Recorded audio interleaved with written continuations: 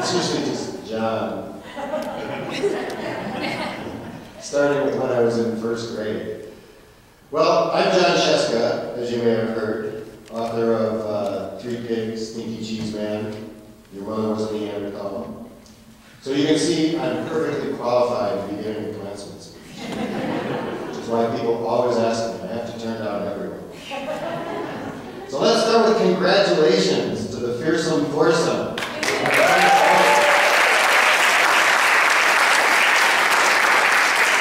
Also known as the Fat Four, the Final Four, the Fearless Four, the Fearsome Four.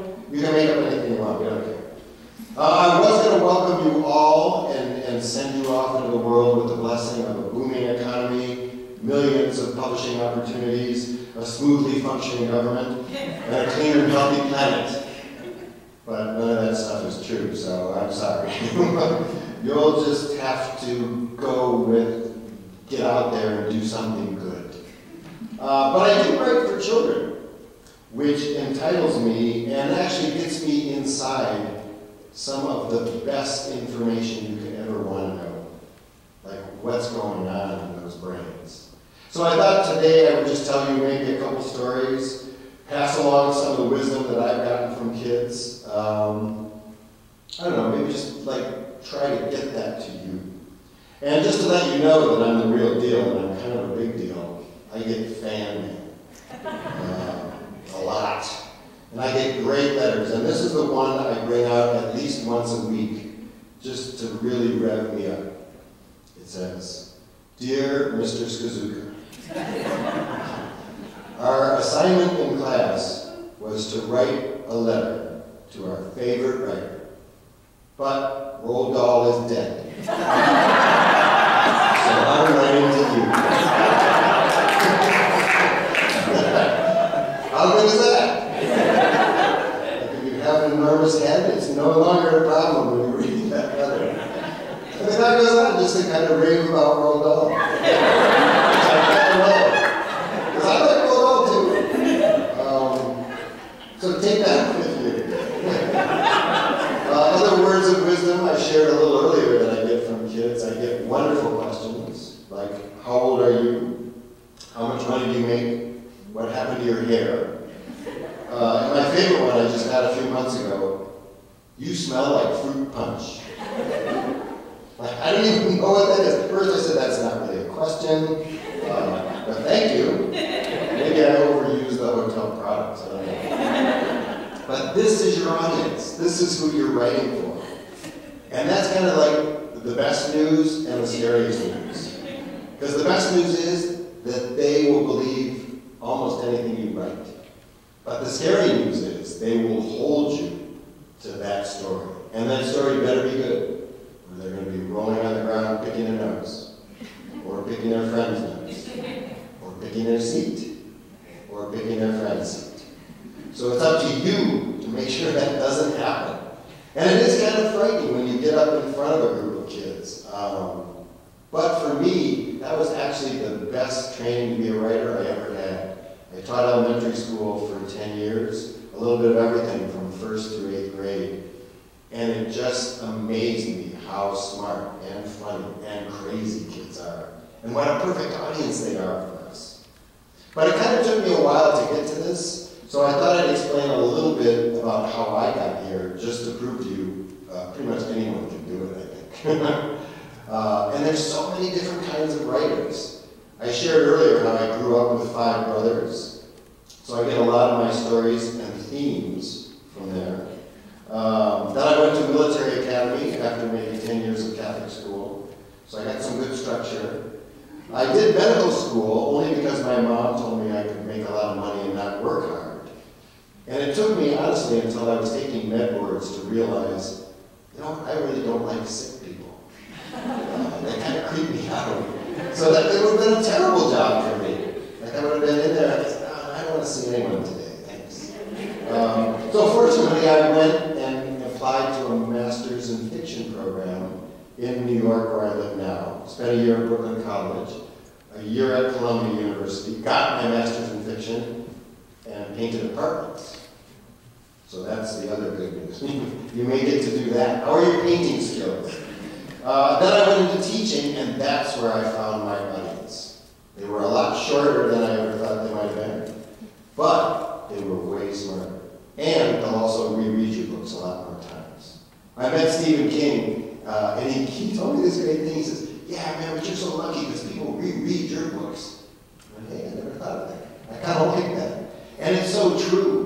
So put everything you have into your books, because they will be loved. They will become part of kids' lives.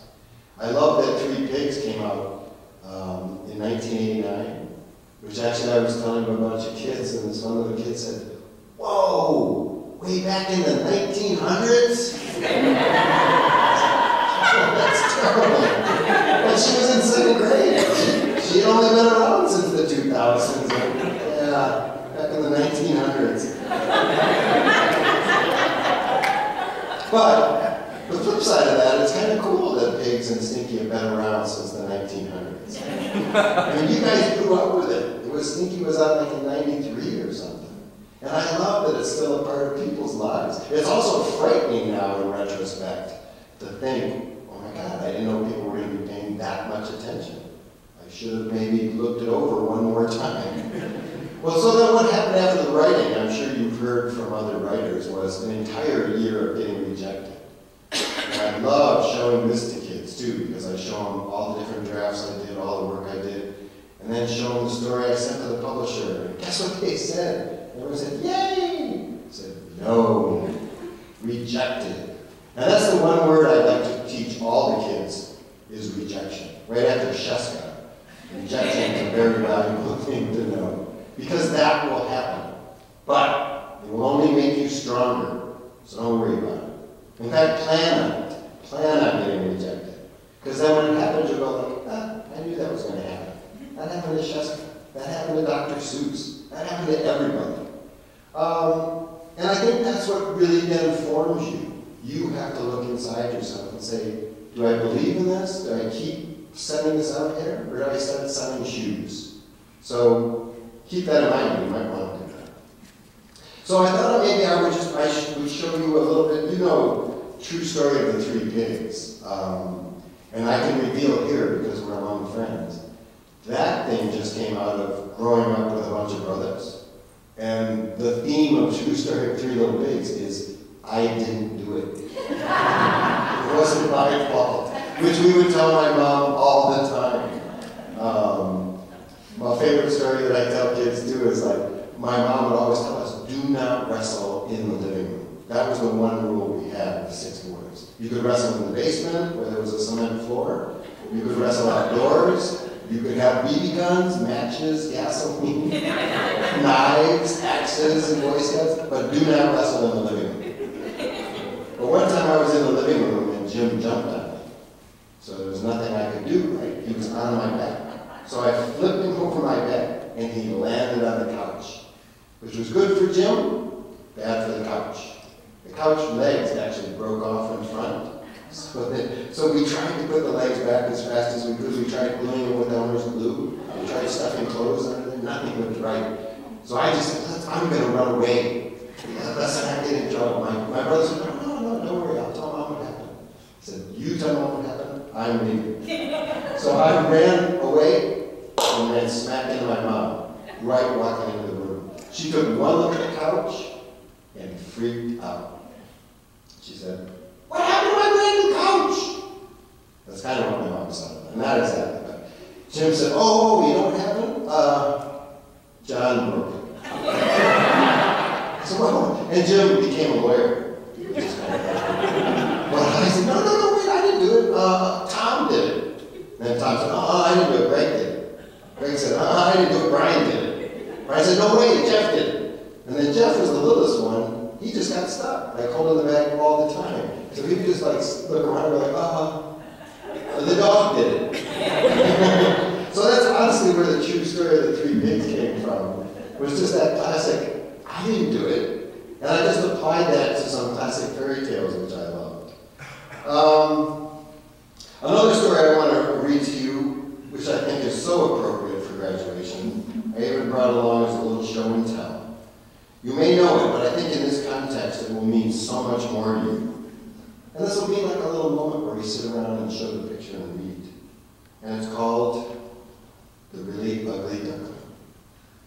Once upon a time, there was a mother duck and a father duck who had 7 baby ducklings. 6 of them were these regular-looking ducklings, but the 7th was a really ugly duckling. Everyone used to say, "What a nice-looking bunch of ducklings." Oh, except that one.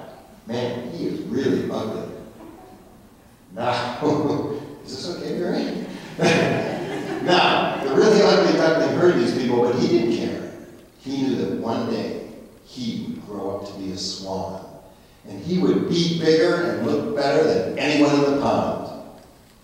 Well, as it turned out, he was just a really ugly duckling, and he grew up to be just a really ugly duck. The end. A little something for graduation. It's just for you to think about. Just let it soak in a little while. I don't think I'll even have to explain it. I'm not going to say anymore because it's making really weird noises. And the last one I'd like to leave you with is a little story from Knucklehead, which is a story of my life, growing up with 5 brothers. And it's a story called Car Trip.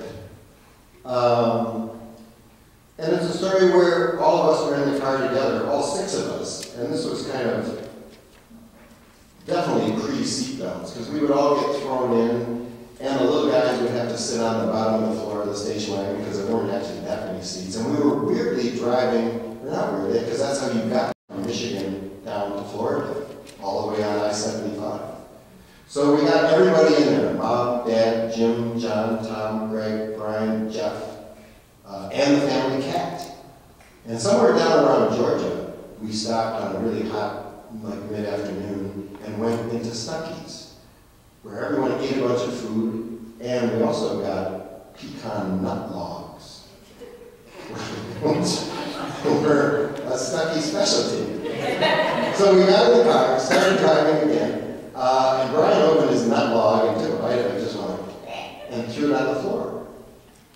And the cat found it and gobbled the whole thing up, which was fine until about 5 or 10 miles later, we heard that awful sound of a cat going like, and sure enough, the cat puked the entire nut log all over Jeff because he was the one sitting on the right. And then Jeff had this nut puke on him, and he smelled it and barfed on Brian. Brian smelled the combined nut puke and Jeff barf, and he got a little woozy and upchucked on Greg. And then Greg said, and then everyone just started screaming. So of course my dad didn't know what happened. He just pulled off to the side of the road, and we all were just like hanging out the window screaming. We all jumped out of the car, yelling and laughing and puking and just screaming. My mom looking at us like, what happened? So what did all this mean? What essential guy wisdom did I learn from this? Stick with your brothers. Stick up for your brothers. And if you ever drop a pecan nut log in a car with your 5 brothers and a cat, you will probably stick to your brothers. So, just to sum up, as Virginia Woolf might have said, number 1, it's not your fault. Number 2, you are who you are, and we're fine with that. And number 3, stick together. Maybe you can change the world. Congratulations, grads. Now fly out of here and get quacking. Thanks, guys.